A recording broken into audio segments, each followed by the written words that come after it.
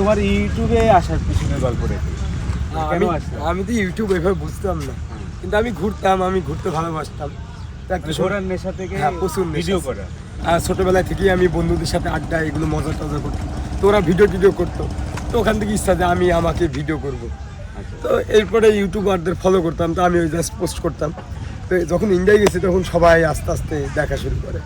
তো এরপর আমি একের পর এক বিভিন্ন রাজ্যে ঘোরা শুরু করি, কিন্তু তখনও জানতাম না ইউটিউব থেকে ইনকাম হয় বা এইভাবেই। মানে যখন ইউটিউবে দিচ্ছে তখনও মানে মাথায় আসে না? না জানতাম। মানে যখন ইউটিউবে এসে ভিডিও ছাড়ছে সেটা কি শুধুমাত্র আর্কাইভ করে রাখার জন্য এরকম প্ল্যান? মানে আমার একটা আমি যখন শুরু করছি তখন তো আমি খালি আমার নিউজগুলো আর্কাইভ করতাম। তারপরে দেখলাম যে অনেকেই টাকা ইনকাম করছে। আমার অনেক কলিগ কিন্তু তারা বলছে যে ভাই আপনি এত ভালো ভালো ভিডিও, এত দেশে যাচ্ছেন, সেই ভিডিওগুলো দেন না কেন? আপনি প্রফেশনালি শুরু করেন। তো যাই হোক, চাকরির ব্যারিয়ারের কারণে পারি নাই। তোমার এখন মানে ইন্ডিয়াতে অনেক দেখালে, বাংলাদেশের কোন কোন জায়গায় গিয়ে তুমি? বাংলাদেশ তো সব জায়গায় গেছি, শুধু নোয়াখালী যাওয়া হয় নাই, খুলনা যাওয়া হয়, বান্দরবন আর বরিশাল, তাছাড়া সব জায়গায়। বান্দরবনে বান্দরবন, খাগড়াছড়ি, সাজেক এগুলো সব গেছি।